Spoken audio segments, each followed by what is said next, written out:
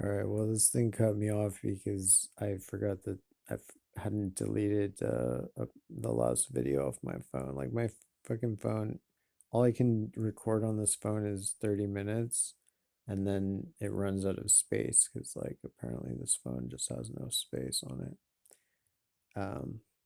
Anyway, I mean maybe it's good because it keeps me from like rambling on for 10 hours, but like it sucks in this case because that other one was still on there, it cut me off. My video I was just doing after like 20 minutes and had no idea that it was gonna cut me off. Anyway, so fucking uh I was talking about how history provides a lot of, if there's any need for like inspiration and guidance, because sometimes it seems that there is that need, like that people are looking for guidance and, they're looking for to ask different people and etc. But like there's so much in history that applies, and that's what our forebears, like that's what they did. They relied on history, like they saw themselves as part of a continuum. And like for instance, like my ancestors, they uh like the Campbells, my mom's a Campbell, so her ancestors, um they were radicals, anti-establishment, pro freedom, like generation after generation, basically, since recorded history, really. I mean, they the Campbells enter the historical record, as the leaders of the, like, the revolution or the uprising against the English in Argyll, Scotland, which is the part of Scotland which was the original Scotland before it merged with Pictland and Strathclyde, etc. But so so yeah, they were the partisans. They were the friends of Wallace, William Wallace, during that uprising. They were the leaders in Argyllshire, um, and then they stayed part of the Scottish kind of nationalist, you know anti, like the resistance against England, basically. And uh and then they were prominent in Lollardy, which was, the Lollards were the proto-Protestants in England. Um, they were associated with John Wycliffe. Not sure if I'm pronouncing that right, but he was one of the first to, and maybe the first to, translate the Bible into English. And but um, I'm not sure if he was politically radical or just somehow the movement around him became politically radical. And because the Lollards were thought of as the leaders of the peasant, uh, in the Peasants' War, the peasant, I think it was called the Peasants' War in England, um, like an uprising basically of the masses, like a populist uprising. And in Scotland, the Campbell the Campbell family were like the foremost of the Lollards, and so they were put on trial, like in the Lollards of Kyle in Ayrshire in southwest Scotland. And um, so they, I'm not sure what the accusation, there was a whole trial, and like there was other people accused, but basically like the ringleaders were the Campbells. And some of those same Campbells then joined with um, later with John Knox, who was uh, a kind of student, I guess, of John Calvin. And so they led like the Calvinist Reformation in Scotland against, the crown, against Mary Queen of Scots, against her regents, um, and often in armed conflict, with the crown.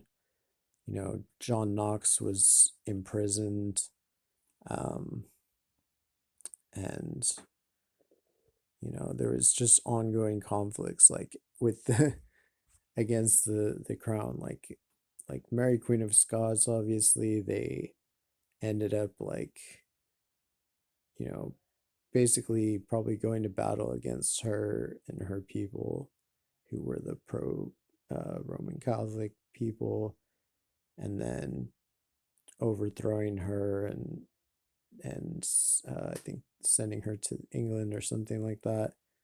Um, but then her son James, who they tried to like, you know, train to be like a Calvinist and like a more egalitarian type of monarch, um, was, basically a crypto, uh, you know, um, totalitarian or something. Like he kind of played along like as if he was down because he had no choice. Like they had control of Scotland, like the Presbyterians did.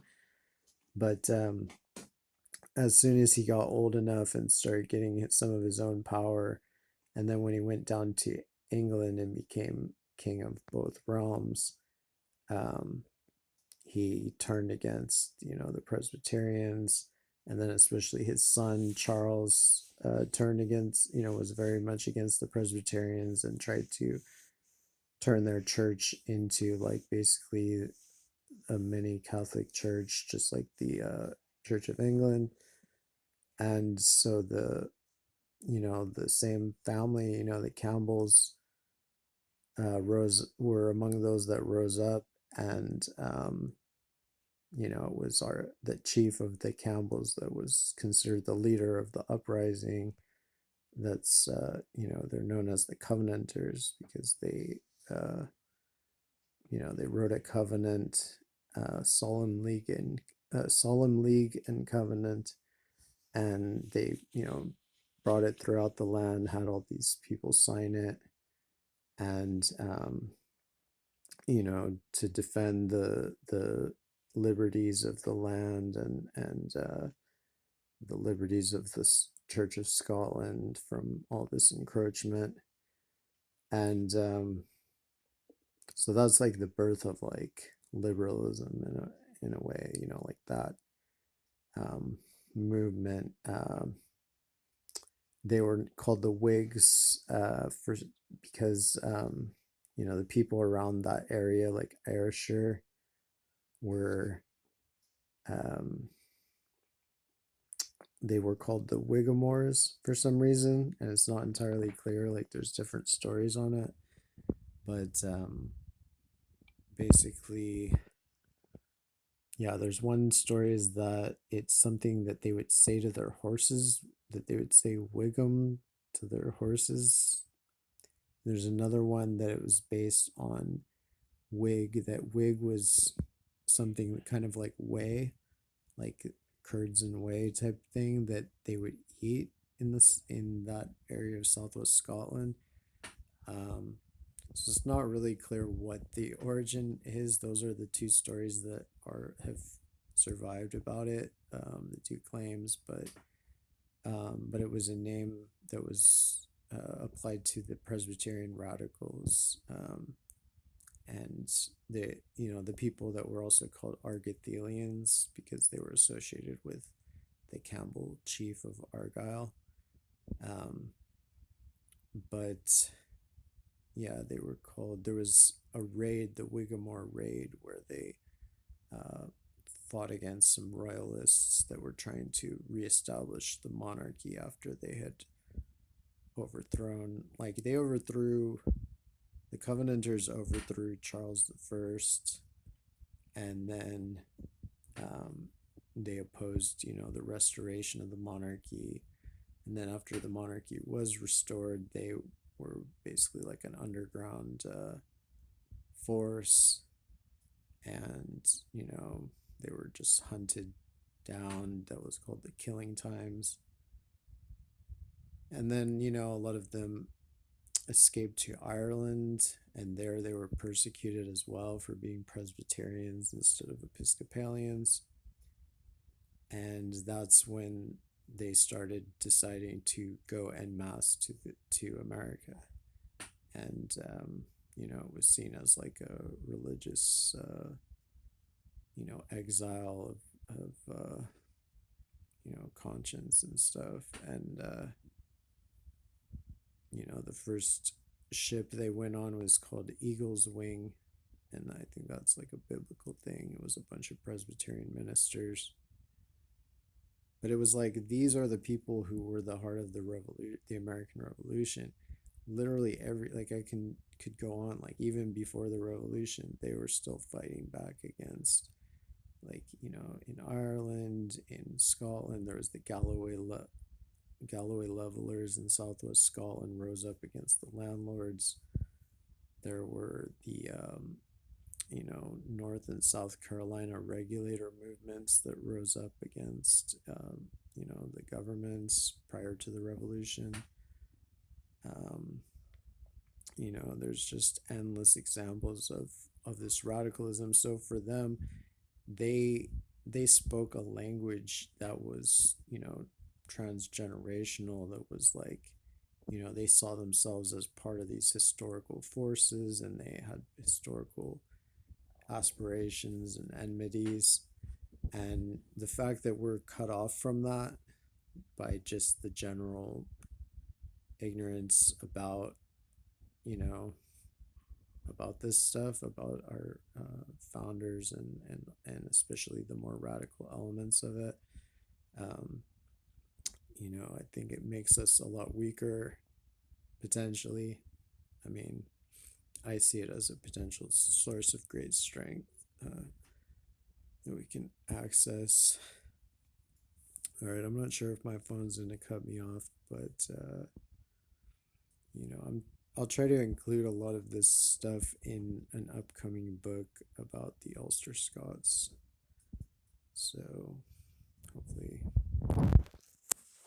that will be good. I mean, I know a lot of the information is in the document already is vital, so I don't know how aesthetic I'll be able to get it, but at least it will be vital information I'll be able to put out. All right, thanks. Take care.